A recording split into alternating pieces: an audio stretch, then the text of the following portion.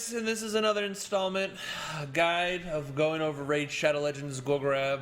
This is Feeds, your boy, just going over some different components to it, kind of addressing some stuff with it, and talking about a pretty basic build. So, for those of you that don't know, Gorgorab is arguably one of the best mid, early game, late game heroes you can get if RNG isn't on your side and you can't get an Arbiter or another legendary that might not necessarily offset it when it comes to it.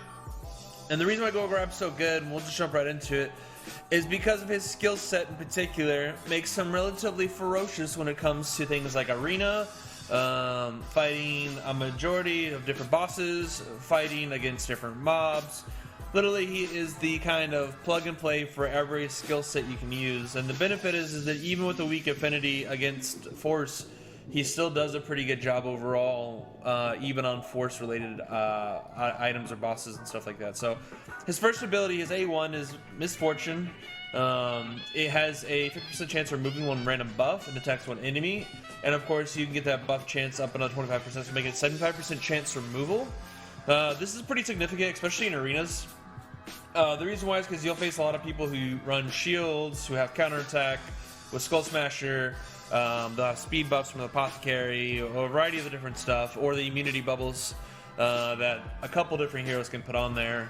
And it makes it really good because you can purge those off, which makes it very easy if they run, say, counterattack on all their characters, and you don't want to get mauled by an AoE attack because they're running a Skull Crown or a Shini Mari or something like that. So it's a good way to kind of allow your team to focus or single target stuff if they absolutely had to on the attack rotation for arenas. But of course it also works really well against fighting other mobs, doing clears and stuff like that. The second buff that you get is Resurge. This fills the turn meter of all allies by 15%, places a 50% increased attack buff on all allies for 2 turns. So as you know, 15% turn meter is pretty significant. If you get speed on this guy and set him in arena to do this, it puts you in a really good spot. And of course, ultimately, you get 50% increased damage or attack that goes in it, so attack-related heroes definitely benefit from it. And then the end-all be-all, the game-changing spell that I feel like is just really, really good, no matter what you say, is Animate. And of course, this is a 5-turn rotation when it's fully leveled up. Revives any dead allies with 25%, and then heals all allies by 25%. And then, of course, you get an additional 25% healing from it when you do the revive. And then, of course, cooldown reduction on level 5, which makes it super convenient. You can do this until I got my team more equipped on harder bosses. The way I built my Gorgorab allowed him to basically res whenever they got wiped. So on like Minotaur before I got him on farm, in arenas before I was able to get him geared up, he was a good way to kind of offset a lot of the losses. And his revive comes in pretty clutch when it comes to it. And then of course the one that everyone loves the most about him is his aura. Of course, he increased ally speed in arena by 23%.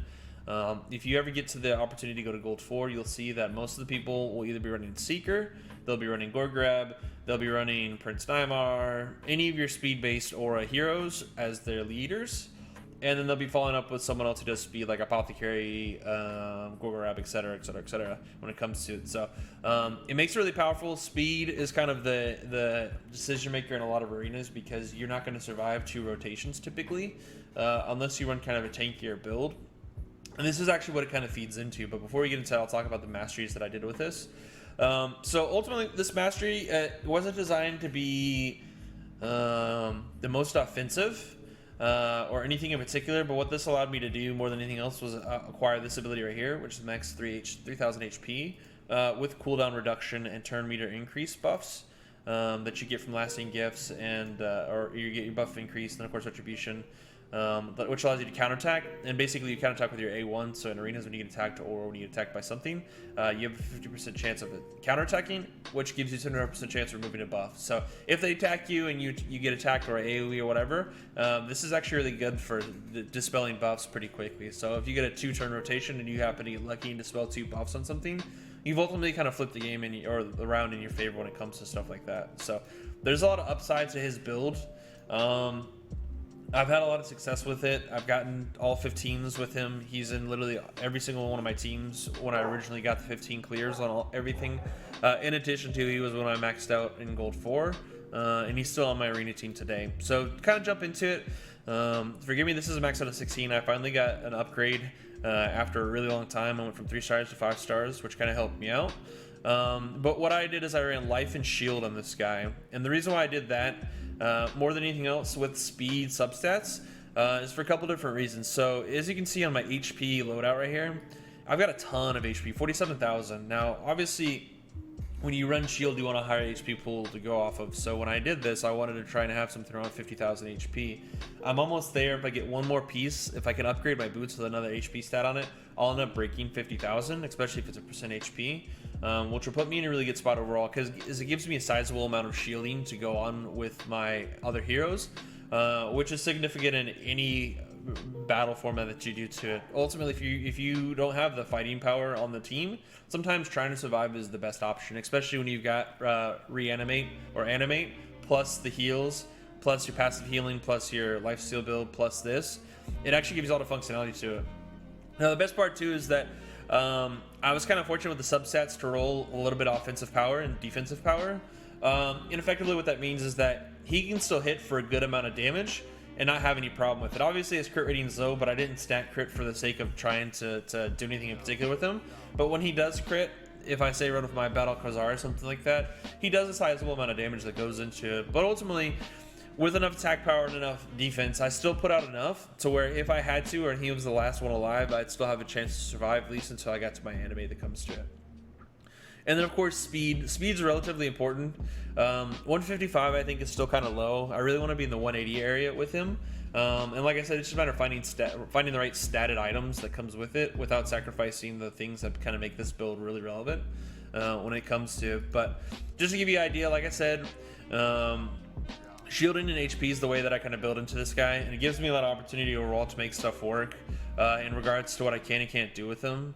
Ultimately, Gorgorab I think is probably one of the better heroes that you'll ever pull, and scaling him up is relatively easy. Obviously, it's a huge investment in cooldown books, but once you get your Resurgence to level 2, you can basically have a 3-turn meter refill, and then of course in addition to that you get your spell debuffs and animate as well. So he's really strong for arenas. Just to kind of show you real quick, we'll do a couple arenas to give you an idea of what you're looking at. Some of these I probably won't win just because my team comp that I've been playing around with hasn't been super optimal. But just to give you an idea, so as you can see, Gorgorab runs a lot in a lot of the high-end arenas. In fact, it's kind of it gets to the point where you get kind of tired of seeing it, even though you run with it. It's one of those things that we all know it's a little OP, but you still want to do it for the sake of doing it. So we'll just go into this one. This team's still relatively new for me. I've been testing around some different stuff. I need to get a little bit more speed on my Ignatius because of the way his taunt works. If you can get his taunt out before they do a rotation, you can effectively disable a rotation for a turn, which makes it pretty convenient. But for the sake of this, we're just going to give this a whirl and see how it goes. So as you can see, they got a little bit more speed on their side. The Resurgence is really good because it does that for them. It gives them the skill bar. There's no point in running Resurgence the first time around, especially in a situation like this where I'm going to need to heal. So what I'm going to do instead is I'm going to go ahead and heal. As you can see, it's a decent chunk. We're going to do, of course, the taunt. So you can see the taunt on there. Makes it pretty convenient. And then we're going to do turn meter reduction. And then I'm going to follow up just with my armor reduction that comes to it. So he's going to heal in a second. We're just going to fill the HP bar, or the turn meters. And then we're going to do Ignatius' ability right there. And easy clap. So it makes it easy. It's really good too on those turns where you may potentially have to deal with a competing Gorgorab where they could revive. Gives you a pretty optimal spot when it comes to doing that stuff. So as you can see, nothing too fancy. He does play a huge factor in it. Obviously his healing, 57,000 healing in just one rotation is pretty significant when you talk about the amount of damage output that goes into it. It makes it pretty manageable overall when you're looking at stuff like that. Of course, you didn't get to see him do any damage because he didn't do enough to really substantiate anything like that, but gives you a good idea when it comes to it. So Gorgorab is actually probably one of my favorite heroes, just because he's really overpowered, and he's probably one of my first rare pulls that I had on my main account. But ultimately, it's just one of those things that makes a lot of sense. I did do a reflex build with him as well as a speed build. And I saw some success. I don't think I had the right substats for it, but I think there's a lot of opportunity with Gorgorab if you decide to go away from this tank build. But the benefit of this tank build is that they can't kill you instantly in arenas and stuff like that. So there's a lot of opportunity that kind of goes into it. Again, when you've got almost 50,000 HP on a tanky healer, it makes it really difficult for them to try and focus on it, especially because the amount of healing that you get from animate, plus any passive healing if I was running Bad Alcazar, etc. So that'll be all for this video. Gorgorab is pretty self-explanatory after that. If you guys have any questions on builds or ideas on different ways to build Gorg that you've had in the past or that you have currently that you think works better, feel free to leave a comment below and let me know. If you guys like the video, go ahead and hit the like, and don't hit the subscribe button, and I'll be updating these videos pretty regularly. So as soon as the new update 1.8 comes out with the new legendaries and stuff, we might look at building him a little bit differently to try, but until then, this will probably be the best build. So again, guys, appreciate you stopping by, and you have a great day, and hopefully you enjoy RSL a little bit more, and let me know if you have any ideas, comments, concerns below. Thank you. Bye-bye. Run. It's going to be a left click. It's going to be a left click.